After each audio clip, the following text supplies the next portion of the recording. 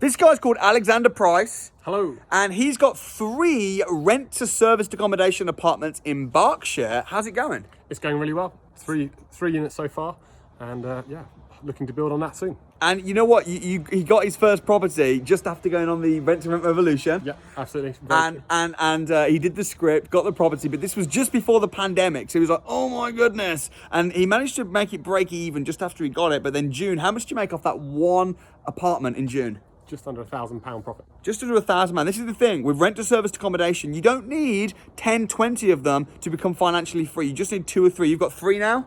3. He's got 3 now. That's it. 3 properties can make the world of difference. Are you now full-time in property? Yep. Full-time in property. This is it. Don't think you need 10, 20, 30 houses to change your life. You just need 2 or 3. Would you agree? 100%. Boom. I'm just so glad to share. Seriously, just like, from everything I've learned and experienced, I'm so glad to be able to to share it with people. Yeah. I just think it's a blessing to be able to say, I've made mistakes, you get some education, get yourself around the right people and make it happen. So what happened is I had a family food business in June 2018. We shut that down. My dad needed a hip operation, needed a holiday. And while I was working every hour, God sends. And it was just intense. We all needed a holiday. We've been doing it for like 5 years, working 7 days a week for about 5 years. Joined the liquid nitrogen ice cream company in July 18, worked there for a year, had a great time, but I'd gone from running my own business to helping a friend of mine who I'd met through the food company run his business, events company doing weddings and corporate events, etc. And coming to the August, September time, September was really rough in the day job, lots of stuff, shitty stuff happened basically. And I was just like, I know I want to do this property thing. And I basically handed my notice in at the end of September and I left at the end of October. Wow. And I was just like, right, I'm just going to go full-time on this property thing, make it happen. And that's why, so I literally left on the Wednesday, the 30th, was my last day in the day job. Thursday, 31st of October, I had a day with my girlfriend saying, right, listen, ending chapter here, it was half term as well, she's a teacher, so we're like, let's have a really awesome day together. From tomorrow onwards, it's not going to be tough, but I'm going to be pretty damn focused on this property thing. I really want to make this happen. So literally that Friday, 1st of November, that's why I'm really excited to go on the crash course. So like, wicked, my first day full-time property on a property course with this dude, Samuel Leeds, who knows what's going to happen. Let's just get involved and, be part of it and be present. Got ya. And I just, at the end of that first day in the academy, in the crash course, I was like, I'm full-time. A lot of these people who are signing up to the academy, they're not full-time. There's going to be a part-time thing for them, but they're going to have to squeeze around their life. I've got the benefit. I can just go at this 110%. Just go for it. Yeah. And will I, in 12 months' time, will I be like, oh, I've saved up enough money, Samuel, can I join the academy? Or will I just be like, sod it, I should have just gone. The academy is pitched very much middle of the road in terms of price compared to, if anything, lower some other people. It is. People don't realise that, but it is. Yeah. And sort of, I said to my dad, like, well, Simon Zucchi's got his 20k, and Dad goes, what 20k? I was like, because he's not in that circle, bless him, so you just can't see that. I was like, it's access to that networking environment. But no, when you first spoke to me, I was like, okay, well, it'd be great to have a chat. And I was like, okay, I'll get my website ready, get ready for this big exposure on YouTube, but actually throw all of that away. I just wanted to come say thank you. Oh, thanks, man. Well, that's why I wanted to buy a little something. That's very kind. And genuinely, because as I came out of my last day job, I thought, right, I've had this vision. I've been telling other people about positive thinking. I've been telling other people to do a vision board. I've been telling other people to meditate. But I'm still not really, my results just aren't really showing. I feel great and I value so much and I feel rich in every way, but this money thing just wasn't coming together until, this last year where I did my 100 Days of Happiness challenge. Which by the time we met though, because you'd done some different training, you'd done Kevin Green, you'd done a bit of Touchstone with Touchstone. Paul and so you'd done a little bit of, and some of it was paid for. Yes, absolutely. Training. And when we met, you'd literally just quit your job. Yeah. And you were in a really good place, physically, emotionally, spiritually, mentally, but just not financially. Yes. And you were like, look, I've done all this training and I've done a lot of personal development type stuff and my mindset's good and I'm positive and I've watched Dr. John DeMartini and this person and that and I've read The Secret and I'm ready and I want to buy a boat and sail around the world and I've had all this 10 years of grafting and crap where I've worked hard, but I've just never quite done it financially. And that was where we first met. It's weird because when I was at the academy, when I went to the crash course and I joined the academy, I know it's just for me, it's just one of those moments where I was just like, I've done business for like 12 years now. It's taken us, since closing the family food business down, over a year of family meetings every single week to get on top of our finances. Yeah. With the family food business, it was hand to mouth. You know, we barely had enough money to pay the bills. We ended up going into more debt through the business. Yeah.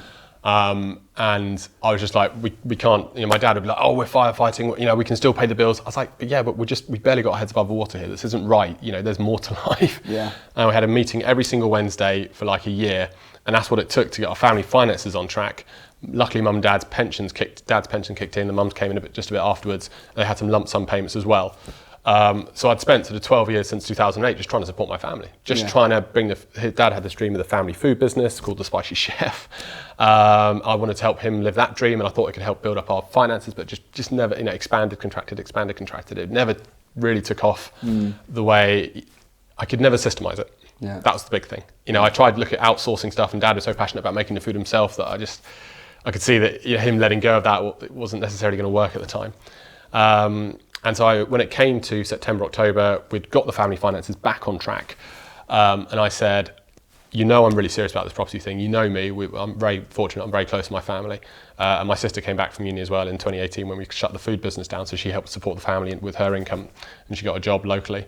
I said, you know, I'm serious about this. Will you please support me for the first, you know, from November to February, March, you know, I think 3-4 months I should be able to get a deal together. And then, you know, if I need to get a part-time job, I will. But let me just go hammer and tongs at it for these first few months.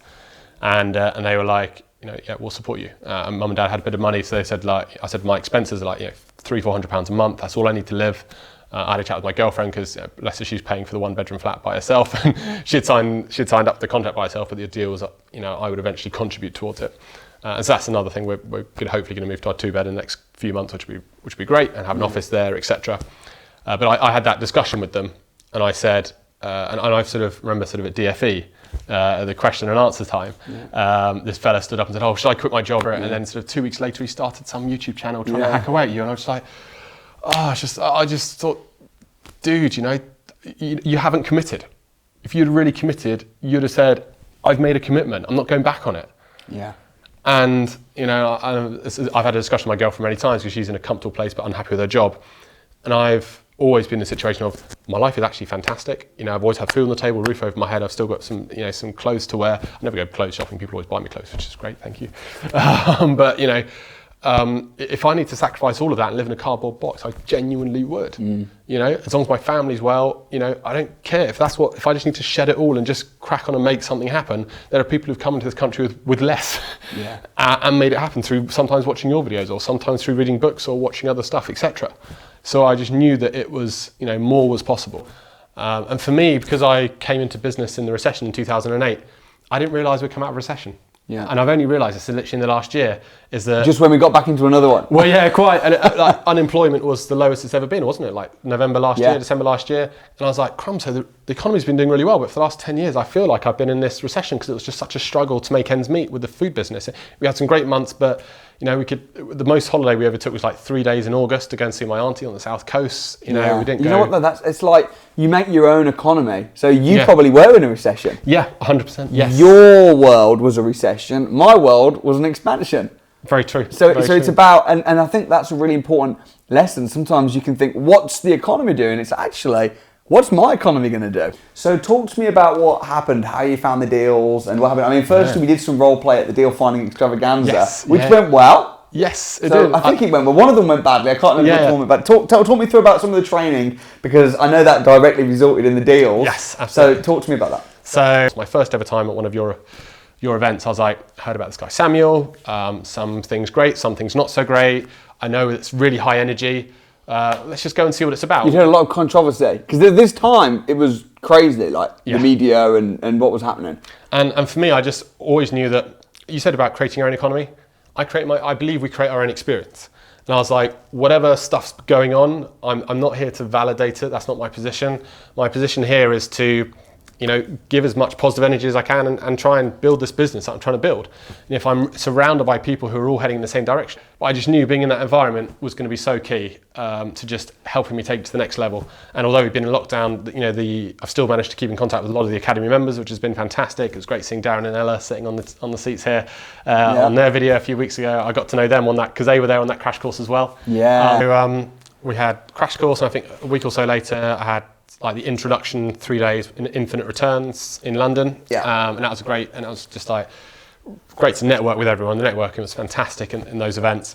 And a few weeks later, over in Birmingham for the Deal Finding Extravaganza, I remember you would come on stage, I think, for the morning, and it was maybe day 2. There's like a room of 500 people, and it was, really high energy, which is what I love about the events. And I think that really helps give you momentum forward after those weekends. It's a bit of a downer on the Monday, but you're like, no, I felt that great, and I had that momentum. Let's just carry that through to the week. And it was a Deal Finding Extravaganza where you came in to talk about lease option agreements, and you said, right, we're going to do some role play. Who wants to volunteer? And I think I was the only person in the room that put their hand up. So I jumped up on stage, and I was sort of getting my phone out instead of imagining, and you were walking around the room asking your questions as a landlord. And I was there as someone who had sent you a landlord letter saying, oh yeah, you've received my letter. Yes, can you just remind me of your address, please, etc. And doing all these things. And it was really funny because Darren, as in Darren and Ella who are here, he was like, I was looking at Samuel, and he was trying to ask you these questions, and you kept on answering, and he kept on looking down thinking, crumbs, how do I challenge this guy next? So I managed to kind of get through that role play okay. But then we had the rent-to-rent revolution in January. The crowd cheered as well, didn't they? They roared. You absolutely nailed it. And that's the thing, what I'll do when I'm teaching is I'll say what you need to do, then I'll do it, and I'll pick up the phone and call agents and stuff, and I'm like, right, now it's your turn. I'll get someone up on stage, and then everyone role plays in, gets themselves in groups or partners. But when you came up, you did kill that, like word for word, and I was just like, can't really critique you on that, to be fair. Go get some deals then. But then what happened at the Rent to Rent Revolution when we did the same, but for serviced accommodation and rent to rent? Exactly so. So in January, I was probably sort of a bit full of myself and needed to be taken down a peg or two. So I sort of said, who's going to volunteer? And I'm like, yeah, go on, it's going to be me. And, oh, Alex, yeah, up you come. And it was all about just ringing up the estate agent going, yeah, hi, I'm interested in this property. Check, has it got the bathrooms, the bedrooms, etc. Cool, it's going to be for corporate let. I'd like to view it tomorrow. And I just couldn't quite get that process right. It comes easily enough now. And I got it wrong like 3 or 4 times, and everyone's shouting at me like, no, you got this bit wrong. But when 200 people are trying to shout at you, it's a bit hard to hear exactly what you meant to do or what you're doing wrong. And then you were there kind of like, you're almost there, Alex. Okay, he's tried, But thankfully, you went through that process, because that one little sentence, and that's all it takes, is what got me my first deal. Yeah. I had alerts set up on Rightmove for a certain type of property that I knew that I thought would work in Maidenhead from my research I'd done. And I just got into this habit of just picking up the phone. Yeah, hi, Alex from Seven Seas Property here. Yeah, I'm interested in this property here. Has it this? Is this the rent? Blah, blah, blah. A few details. You get the pattern, right? You get the pattern. Exactly, the process. Yes. It's always the process. And get the pattern going. And I was like, yeah, and I'll be interested. This would, by the way, it wouldn't be me staying there. It would be for corporate let. Can I view it 10 o'clock tomorrow morning? And, it goes one of 3 ways. Which is brilliant. Again, and we'll just say this. So why is that so clever, that last line, which is, it's not going to be me living here, it will actually be a corporate let, but I'd love to see it. When will be a good time, Tuesday or Thursday? Or can you do Tuesday at 10? Like, why is that so good? Because it shows them, it gives them the impression that what you're doing is everyday activity. Yeah. It's nothing untoward. This is what I'm doing, and I'm ready to view the property. I'm ready to move. This isn't something that you need to be scared of. But naturally, estate agents are cautious people. Yeah. And they've got some questions. And then I've got the practice of going through that conversation several times and sort of saying, right, corporate, explain to me, what does that mean? Well, it means I've got people in the area who will need accommodation. Where will you be advertising? Well, yes, sometimes it will be on booking.com and Airbnb, but I pitch my properties at the high end of the market. So we always have 2-night minimum stay.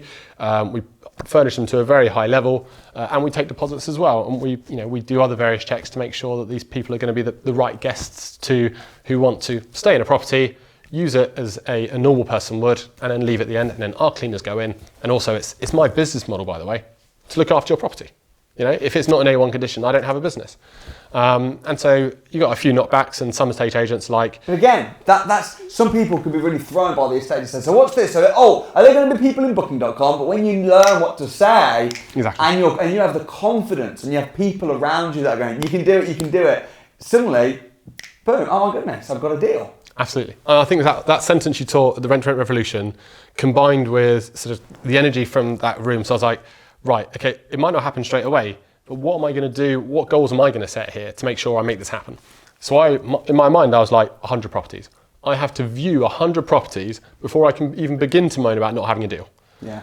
In the end, it turned out to be about 4. Before you got a deal. Yeah. But that's you set yourself up with the right expectations. Because some people say, right, I'm going to go and do this, and then they get told no, and then they get told no, and then they get told no, and then they quit. But for you, you're thinking, yeah, this is probably going to happen another 97 times. Yeah. And then when you get a yes the 4th time, you're pleasantly surprised. Go for no. Exactly so. And that's what I said to myself is, if I set myself this kind of semi-ridiculous goal, I know that somewhere between 20 and 70, I'll get a deal. And thankfully, the deal came through. How long after the Rent to Rent Revolution did you get that? Did you book that viewing? So, gosh, I think must have been maybe like 2 or 3 weeks after. Sure. And then you had the deal. You had the offer accepted within how long? Well, this is a funny story. I saw like 3 properties on one morning. I'd actually seen the same property with 2 estate agents because the landlord was desperate to get it let. The tenants who were in situ beforehand were pretty messy, and so every time people have viewed it, they'd kind of gone, oh, this isn't for me. I was the first person to view this first unit we got. I was the first person to view it after the tenants had left and the cleaners had been. New build property, 4 or 5 years old, needed a tiny bit of touching up. It was good to go. I made the offer on a Monday, or I think it was a Tuesday morning. I saw it on a Monday, offer on Tuesday morning, rang up the estate agent on Wednesday, because is he up for it? And the estate agent had already qualified the property, by the way. They'd already said, this landlord is up for corporate let, potentially. Other properties just not up for it. I said, okay, fine. And Wednesday morning, does he like my offer? The wife isn't sure about it. He's not sure if, people won't know how to use the dishwasher and stuff like this or the appliances. And I'm just like, okay, so basically it's a no. They're like, yeah, it's a no. I was like, fine, okay, fine, move on, let it go. Carry on with my week, went to another property training course on the Saturday in London, really small event, completely the opposite end of the scale to Crash Course. It's like 15 people in a room, but still a really great content course. And I have this missed call on a Saturday at 5 o'clock in the afternoon from the estate agents. What estate agent calls you at 5 o'clock on a Saturday afternoon? And it was a recorded message from the estate agent going, Alex, offer accepted. I was like, yes! There I was in a room of like 10 or 12 other property people. And I was like, they just said yes. Yeah, I was literally crying. I really was, because I just I'd stacked so much on this. I'd quit my job. I borrowed money from my family. That's funny. I actually had like a business partner from the academy before Christmas to help me fund the deal. He, bless him, had gone up to Liverpool. Instead of buying 1 deal, he'd got 6 deals, and he came back to me and said, sorry, Alex, I haven't got any cash left. So I then met another person through a Facebook group, actually, who ended up being my investor partner. We met up face-to-face first and sort of qualified each other. But yeah, so I'd gone through this whole process, and then a deal had come together. And it was funny that it was actually a genuine objection from the landlord previously. He was actually a dishwasher engineer by trade. And that's why he had a genuine objection to it being used as service accommodation or corporate let. So he was there showing me all the ins and outs of the dishwasher and how all the filters and all to him, that's the world, right? That's everything. I thought, fair play, but bless him, he was great. He's been really super. Every time something needed doing, he got it done very quickly. We had a few problems with the boiler, but it's all part of the learning curve, and he's footed the bill for that. I got that first deal through. I picked it up on like 24th of February, I think it was. I spent a couple of weeks getting some furniture in, getting photography in, getting a few bits finished off in the flat. And then this pandemic thing was kicking off big time. And we weren't sure, there's rumours of lockdown were in the air. And I was like, I got the photographer sent the photos through, got it all nicely done. And I'm thinking, and I actually laughed to myself. I was like, this is just hilarious. I was just like, here we are, I've spent 4 or 5 months, stacked my whole life on this, and now a pandemic's happening. I was like, I couldn't have timed it better, could I? I just laughed at it. I thought, am I either going to laugh or cry? I'll choose to laugh. And I thought, right, what can I do right now? I had it on booking.com. I don't think I'd even put it on Airbnb at that point. I was like, what can I do? And I actually started ringing around local nursing homes. And I spent a morning just ringing up nursing homes saying, I've got a self-isolation unit, if you've got anyone who's extreme risk or something, I've got a property here that they could help them. And they weren't interested. But the point is, I put the effort in that morning. I said, what can I do? Just think, what action can I take right now to try and get some bookings in? And that night, I quickly put an Airbnb listing together, which is really hilarious because I made a bit of a bish on it. Because when you first do a listing, it says, do you want to add an extra 20% discount to your first 3 guests? Because it's a brand new property, blah, blah, blah. I'm like, yeah, fine. So weekly discount, monthly discount, extra 20% discount. I ended up giving basically a 60% discount to this first guest who made an inquiry, but they made an inquiry for 39 nights, almost just over 5 weeks worth of bookings. And to have that come in on that morning, I think it was like literally about 5 days before lockdown at this point, I was just like, it wouldn't give us any profit, but at least cover the bills. Yeah. And they wanted it for at least 5 weeks. It's going to cover the rent to the landlord, the bills. At least you're going to be at break even point. Exactly. And I've spoken to the landlord and I'd negotiated a deferred rent with him. So I got a couple of £100 knocked off for the next 3 months as well. In that case, excellent. Right. And so it all working out. And it was great to actually, at that point, I'm so glad that it kind of was cost price, because that felt right at the time for them, because everyone didn't know what was going on. This family actually had grandparents, mum and dad and the kids all in one house. So they just wanted to move the parents and the kids out, because they were key workers and working at sort of Sainsbury's, and they didn't want to be away from. They had a property that they could stay in, which was safe. Yeah. What would you have done if you hadn't have managed to get that booking? Would you have had to just tell the landlord you couldn't pay the rent because of the pandemic, or would you have had to? Or would it have just been a disaster? It was tough. Luckily, I had a friend of mine who runs about 50 odd apartments in the area. He does our cleaning. And he was very wise with his marketing, and he approached the key workers, and he had certain people he could look to. So we probably could have got some key workers in and maybe broken even, maybe not, because key workers were generally given a big discount, which is completely right. But it would have been tough. I'm not quite sure what we would have done. So when did you get the other 2 properties then? So they came in end of July this year. So end of July, because what happened was you suddenly got more confidence, because so you were just sort of breaking even, but then suddenly, when the lockdown restrictions lifted, boom, you suddenly just off that, didn't you make £1,000 off just that one property in June? We did. So that's incredible. It was awesome. So what did you think when you had one rent-to-rent property that you were really excited about, and then suddenly it's like, oh no, but at least you're not losing money, to now one property, £1,000 just in 1 month? I mean, no wonder you went and got another 2. Yeah, absolutely. It was pretty incredible. The long-term guests we got in before lockdown, they were great. They moved out at the end of May because they wanted to move to a bit more of a permanent place. And then I just opened up booking.com again, and had a couple of contractors stay in. Then one person stayed for about 3 weeks, a really good nightly rate. And I was there, and I was talking to my business partner, my investor. I was just like, I've done the numbers like 3 times, but I think we're looking at, just under £1,000 profit for this month. And I'm like pinching myself going, right, through lockdown, I just kind of let the property be. It's paying the bills. I just got into my yoga and my sort of health and fitness. I was like, what can I focus on right now? I'm just going to get really healthy and fit and just really build on the mental state. And so that happened. I thought, right, this is a sign. I need to get going with this. Yeah. And thankfully, just as we were picking up the next 2 properties, I had an inquiry come in from an American gentleman who had a kind of unique situation where he needed a property to stay in Maidenhead for about a month or 2, or maybe longer, whilst him and his wife looked for a property to buy in the area.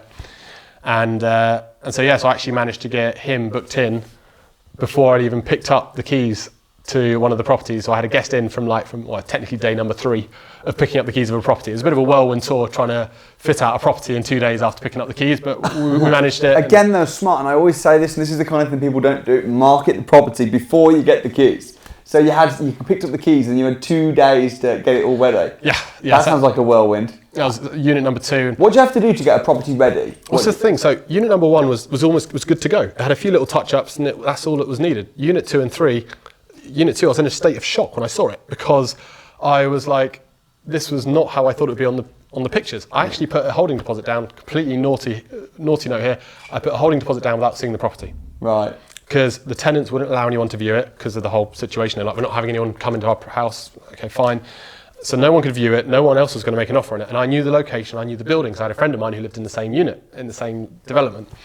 And so I put this holding deposit down. I said to my business partner, I know the place, it'll be fine. And I go and view it for the first time 3 hours after the old tenants have left, before it's even been cleaned. And I'm there going, oh crumbs, there's a lot of work that he's doing here. How much deposit did you pay? I only paid like £300 holding deposit, I think. So it's like but still, it's 300 quid. Yeah, and there was a wardrobe door that was smashed. There was just like cracked tiles, scuffs everywhere. Yeah. Not quite holes in the wall, but bits were hanging off and all sorts. And it was a high-end property, really one of the most expensive properties in Maidenhead for what it is. And so I knew if I could turn it around, I could make it work.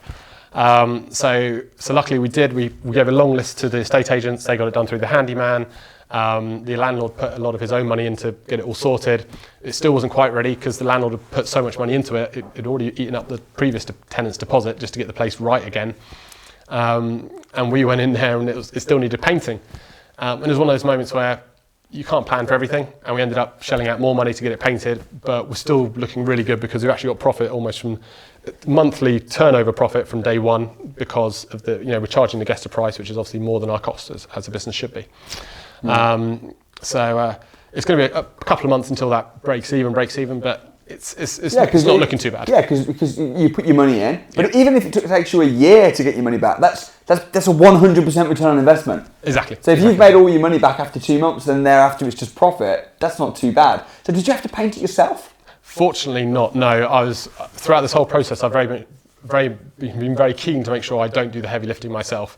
With the family food business, I've done plenty of heavy lifting in the past. I've been to see the osteopath, chiropractor, you name it. I was like, that doesn't work.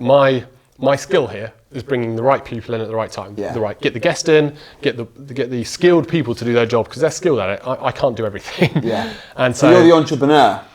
I guess so. And you don't want to be a headless chicken doing everything. Exactly. So those, go on. There was a funny moment with the painting though. So the guest is there saying, Alex, sort of my wife's joining me in 2 weeks' time. He'd literally flown in from America.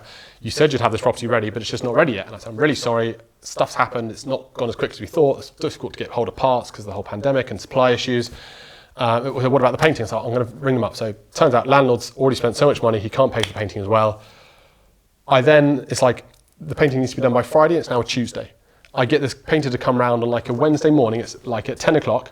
I'm there at the unit with the guest, waiting for the painter to come in. And the painter's going to come at 10. It's 10 to 10. I'm chatting with the guest, just trying to get to know him a bit more and just reassure him that we're going to get this work done. 10 to 10, I get a WhatsApp voice message from the painter going, Alex, mate, really sorry. I think I've tried to take on too much this week. I don't think I'm going to be able to do it. I step outside. I said, sorry, Michael, just give me a minute. I said, yeah, hi, yeah. Sorry, mate. It's the painter I'm talking to. I was like, yeah. So you need to come round. You need to give me a quote. Okay. I think you can do this. We don't need the ceilings done. We don't need one of the bedrooms done. It's less work than you think. I really need you to come round. So I've got this guest who's going to be there for, potentially for quite a few months. Who's about to be coming in like how many days? And his wife's coming in a few days, and because she's high risk, so the painters need to be finished and done.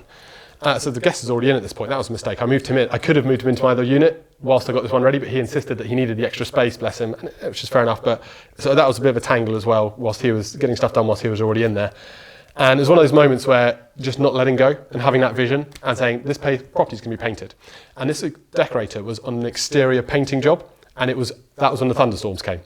So because the thunderstorms came, he could justify not doing his outside job for 2 days to come do the painting for us just in time for it all to be finished. It was one of those moments where you just have to hang on. I said, you need to come around, and half an hour later, he was there, gave the quote, did the painting 2 days later, and it was all done. Great, but it's that kind of thing that builds character. I guess and, so, yeah. I mean, it's funny because I've got those kind of problems, but on a much bigger scale. We need to get the roof taken off. But no, that's really great. So you've got your 3 properties now, yep. which is paying you basically a full-time. I mean, it depends on what people define as a full-time income, but to a lot of people, it's a full-time income. What's the next plan then? Where are you going to go from here? Great questions. I've had lots of bits to tidy up, but my goal for this year was always to have 10 units. So far I've gone for the buy first, sell later. So I'm putting the money into the units and then trying to sell the nights basically. Yeah. Now I'm going to try and flip that model. So I want to be selling first before I'm buying. So become more of a consultant to corporates coming into the area and say, listen, you want property, but you don't want it for a whole year. Okay, how much you need it for? You need it for 6 months. Here's the nightly rate I can offer you. And then use those deposits to then go and put deposits down onto properties. Creative. To make sure that I'm getting someone in there from day one, that the bills are paid for at least the first 3 months. And therefore I'm no longer exposing myself that much because it's a changing economy, as we all know at the moment. Yeah. Who knows what the next 6 months is going to hold? We've got a great business model working now. It needs a huge amount of work doing to it. I've been very, the bookings have come and I've done very little on the marketing side. And that's the thing, is to really approach the business now as a marketing exercise where I need to get people in. I need to have weeks in advance booked up so I can cash flow properly, build the systems in place, get as many things automated as possible. And so then I can step back from the business, let the moving parts work, and then I can work on expanding it. That's great, and I think one of the reasons that you've become successful now is because of how focused you've been with it. You've been so focused, and I think you need to do that. A lot of people are like, you're a creative kind of person, and you're a natural entrepreneur, so you've got all these different ideas but actually to say, no, this is my personal goal, to do my sailing. This is my business plan, which is my serviced accommodation, rent-to-rent property business, and I'm gonna focus on that, which is then gonna give me that, and it becomes clear, and I guess that's part of what the academy is. It's putting together a clear business plan for people. Absolutely. So that's really exciting. Talk to me a little bit about the funding of this, because you haven't done this with your own money, have you? No, very true. So I sort of thought to myself, okay, I'm going to need. And this is a big step change, actually, because my dad had been supporting the family by himself up until the recession. And he was always like, oh, son, I've been bringing the money in, your mum's been looking after you guys, it's just been me bringing all the money in. And I've always been like, oh, it's got to be just me then saving the family, as it were. Because I had this silly idea that I'd save the family. And it's like 10 years later, we've done lots of things, but trying to bring this big pot of money in just hasn't happened. So I've got to work with people. And that's what I've started to realise. I thought I was in a recession, but as you say, I was in a recession. The UK had moved on, the world had moved on. And I always thought I had to do everything by myself. And I thought, this is crazy. There's almost 8 billion people on the planet. Why am I trying so hard to do this by myself? Yeah. So getting involved with the academy, get around the right people, and get some business, people I trust and I feel comfortable with, that I can work with. Yeah. And that was so key. And I found, I love chatting to people. And you said you love sort of meeting people and sort of being on their journey. And throughout this period, I was meeting up with people on like almost a daily basis, having coffee with them. I just loved having this conversation about property and sort of explaining what I'd learned and sort of if I could help them at all, or maybe they'd be able to help me, etc. And I just went for a drink with someone I'd met on a property Facebook group. Had no intention of pitching to him at all. I said to him, I had this business partner, but he bought so many properties up in Liverpool, he doesn't have any cash left to help me out. And I said, I'm looking for someone who's got probably maybe sort of 10 grand to sort of, kick this off, because I just want to make sure we've got enough for several months worth of rent and all the furniture bought up front. We can always then lease it afterwards if we need to. And I was just chatting very casually, and he goes, yeah, sure, I've got that. Yeah, right. And I was just like, oh. And how much money did he have to put into that deal? So I think he put 10,000 in, but he's now got all his money back out thanks to the bounce back loan. So we've managed to make use of that. But now he's ready to put more money in if we need it for the properties going forward.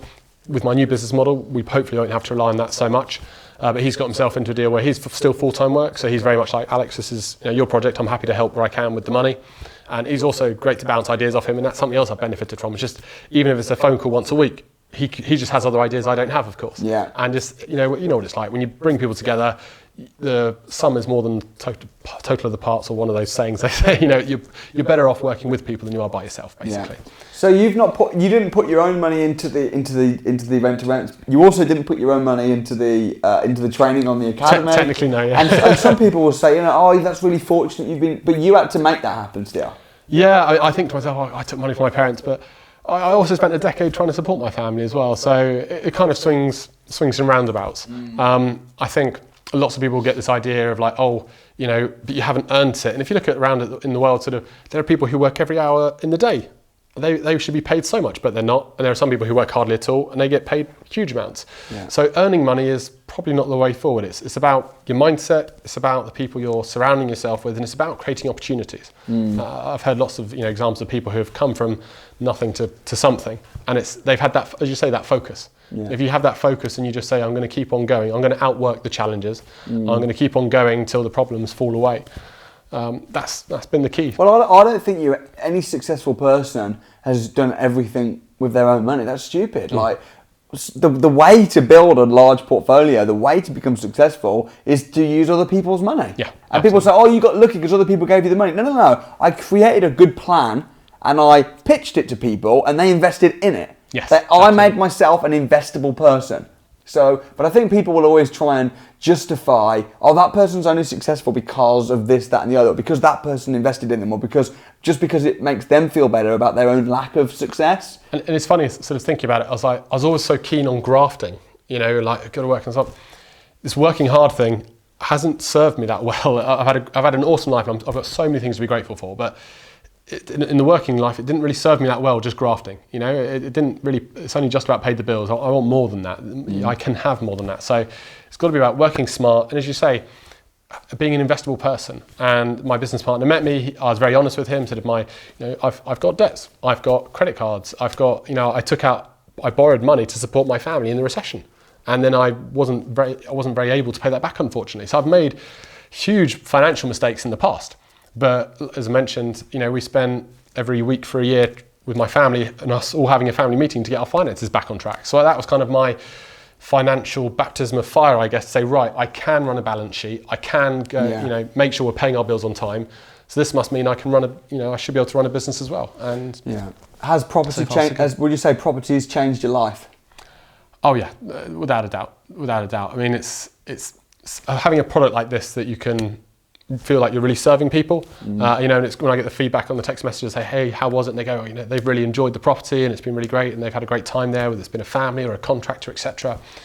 Property changed my life back in 2005, 2006 when my dad was investing. We had a fantastic lifestyle. We're going on holidays and everything, and Dad had a nice new car, etc. And so it's changed. I guess it's changed my life twice, actually. And I guess we can only learn from the past. But if your dad had had a little bit more property education back in 2005, I mean, Who knows? Yeah, it's one of those funny things. I never look back and regret, but it's always interesting to think, what could have been. But for me, it was what I learned through that whole process was how much I value, and it sounds cheesy again, but my family. Throughout that period, my friends were so supportive, my family was so supportive, extended family as well and friends. And I just thought, I felt so rich, even though we had barely a penny between us. I felt so rich for what I did have. And I just thought, thank you for that. And I just really appreciated being in the moment. And I think if I'd have made a whole load of money for me personally earlier on in life, maybe I wouldn't have valued it as much. But now I can see what it's like to go without almost. And now I can really value it, and I can really spend time being present, and rather than just chasing the money. The money's great. The money's something we need in this country to live in and to move forward and to have some sort of reasonable experience of living. But it's not everything. And actually, I'm so grateful for my family, my friends, my girlfriend. So did you think when you were at the crash course and you were thinking about the academy, did you? Was there many reasons what were trying to tell you to not do it? Like, was there a lot of little voices that were saying maybe do it in 6 months or maybe? There was certainly sort of a point, because I'd already spent a fair bit of money up until that point. Sort of asked mum and dad for some help, because they had a bit of cash to one side, and I was like, I really want to make this happen, and I just. You don't know what you don't know, of course, but I could just feel in that room. I think over the last 10 or 12 years, I'd learned to trust myself. I spent thousands of pounds on training courses in the past that I just never used, for sure. And but at that point, it's like, no, I know myself well enough that I've burned so many bridges. For sure, I can fall back on stuff if I need to, but I'm making this happen. This is, I'm really going to focus on this 100%, and this is really what I want to do. I've never felt quite like this about doing a project before. The food business was to support my family. Other businesses in the past I was just having a go. This was something where I could, liquid nitrogen ice cream is not something people need, although my girlfriend would disagree. It's something people want, it's a nicety, but property, it's something you can touch and feel.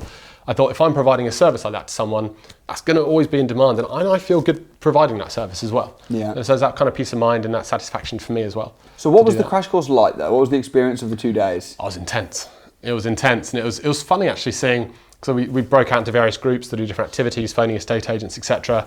And some people were there, sort of like, I'll do this, but I hate it when they take my money. And I was just like, well, if you're not going to invest your money, are you going to invest your time? And I don't think you're going to bother investing your time, because you're just kind of sat there going, why are you trying to sell to me? It's just like, well, there's obviously a business model here. It's unsustainable to just throw charity at something, and it's also I've tried to support a few people over time as well with their property journeys or their life journeys, and when I've given my time for free, it's not valued, unfortunately, which is a great shame. But if you charge something, you put a value on it, it gets people engaged, and it makes sure that they work for it and put it forward. That's certainly my case. I know if I'm sort of borrowing some money from my parents, especially, I really need to make this work. I need to make sure, and I'm the type of person that if I always remember every time someone's lent me something, and I've got a big list, but I'm getting through it of people that I want to pay back. And that's very important to me.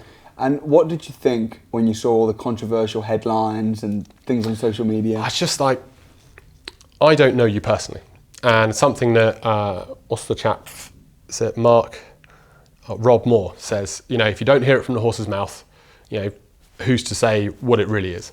And I really like that. I thought actually, I've got a feeling that I know what you're about. You're here to share and give, and I know what that feels like, because I've supported many people over the years, whether it be emotionally, not usually financially, but sort of helping them build their mental state. And that's what I actually live for. Property is great, but if anything that's above property for me is actually supporting other people. Sometimes it's been family, friends, and other people I've met. And when you're supporting people and helping them grow, there's such satisfaction in that. You've got to put a price on it, because otherwise you can't expand it. And it needs to, the funnel needs to keep on moving forward so it can then serve more people. But in terms of the controversy, I was like, I know the energy I felt in that room. I know the content and the course.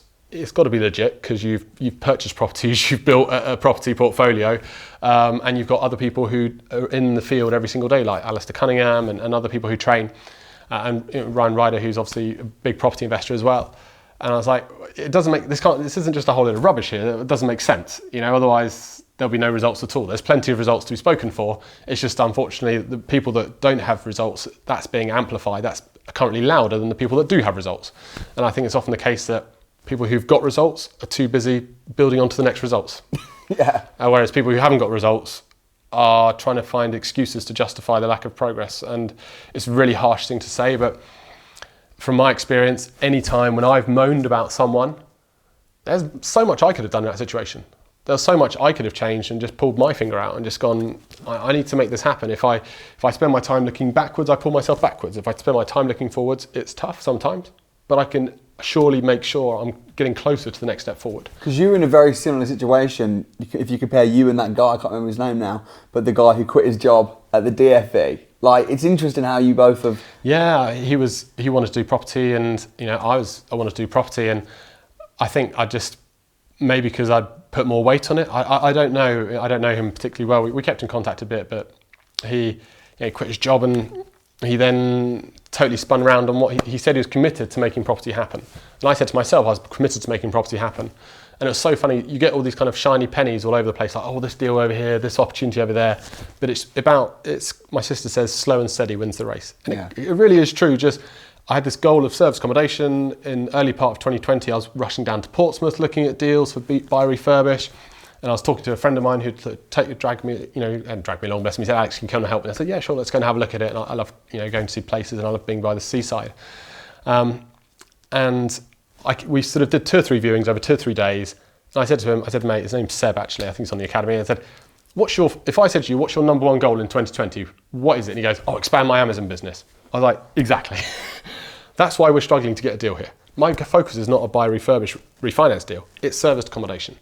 And as much as I'm happy to look at a deal, always happy to look, but I know where my focus lies, because I've been unfocused in the past. I know the danger of being unfocused, because you just kind of put a bit of energy everywhere and nothing really goes forward. And I think sort of his Amazon business is now doing really well. I'm very grateful that my service accommodation business is now doing really well. And it shows that focus is so key. And if you're really focused on something, you're focused on it. And you really should be unmovable on that, to the point where you literally have people pulling you back, sometimes physically, to stop you going in that direction. And if you've got a true vision, it's about saying that over and over again. And I think since January this year, I've been affirming every morning my goals and what I want to achieve. And despite this horrendous pandemic that the whole world has been experiencing over the last 6 months, I'm actually thankfully still making progress towards that.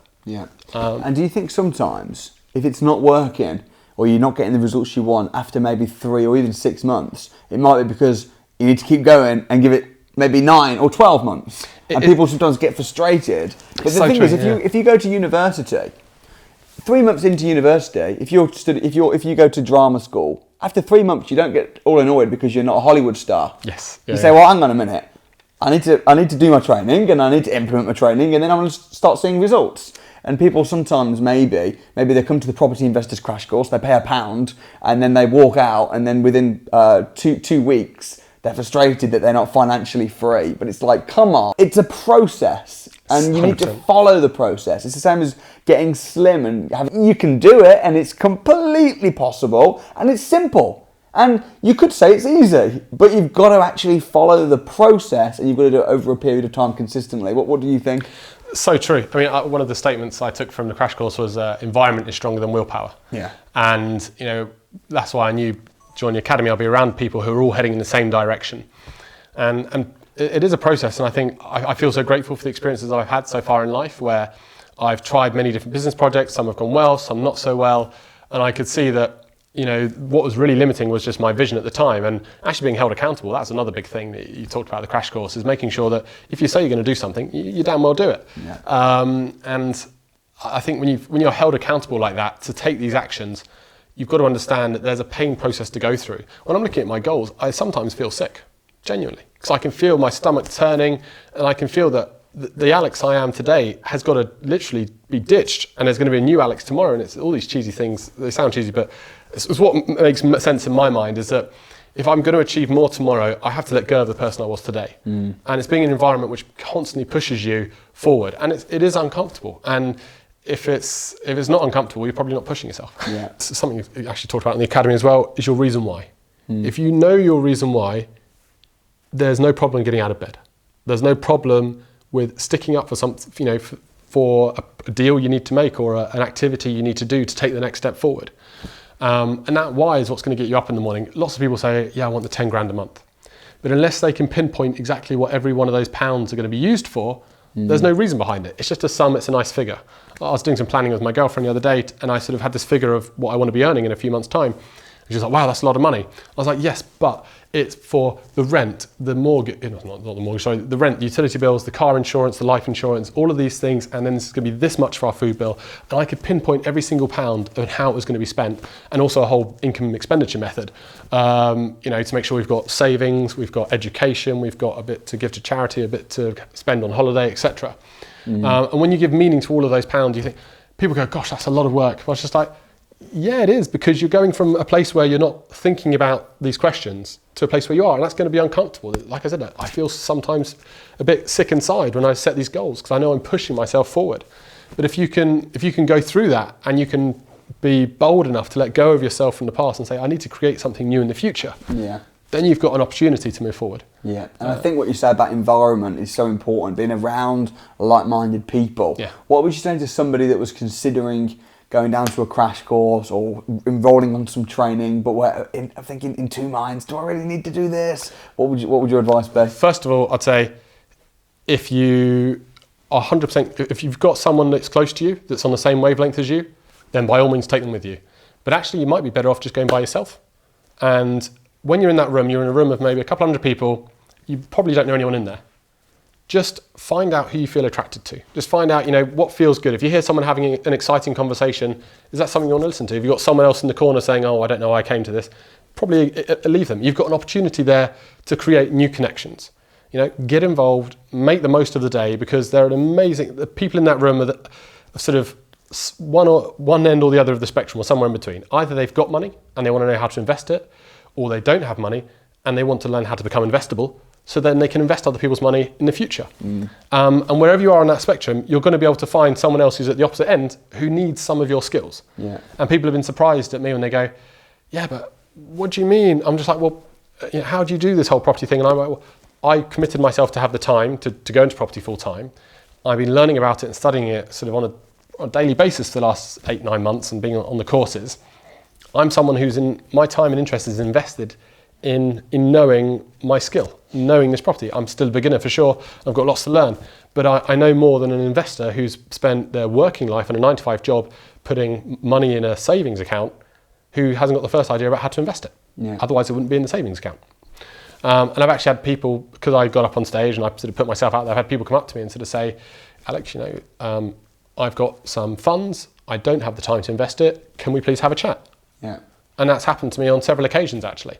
And I'm sort of, I really enjoy the environments, and I love sort of meeting people and greeting people when I'm there. But when you go to the crash course, you've got an opportunity to make new connections, and just think, right, what do I want to get out of this? What positivity can I take from this? Yeah. And really set yourself a goal after that crash course and say, right, I spent this 1 or 2 days studying and learning about property. What is my goal?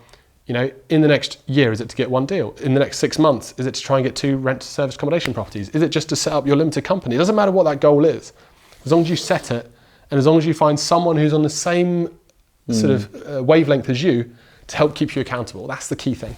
I think that's really important, because a lot of people think going to a crash course or joining Samuel 365, doing the academy even, they think it's just about the learning, and the learning is obviously a major part, but there's also the the people that you're going to meet. 100%. And we deliberately set it up in such a way whereby we hook people up, we connect people, we make that happen. So it's been really good chatting, and I'm really proud of what you've achieved, and looking forward to seeing you continue to build your business from strength to strength. Guys, I hope you enjoyed that interview and found it really useful. Please do drop a nice comment below for Alex. Also, smash the like button. If you'd like to see more Winners Wednesday interviews like this, every single week I interview somebody on this YouTube channel who's become financially free or had their life and their finances revolutionized through training and through property. If you want to see more interviews like that, you can watch them right here. Also, please don't forget to subscribe down here, and you might enjoy watching this video too up here. Click more, subscribe, and I'll see you next time.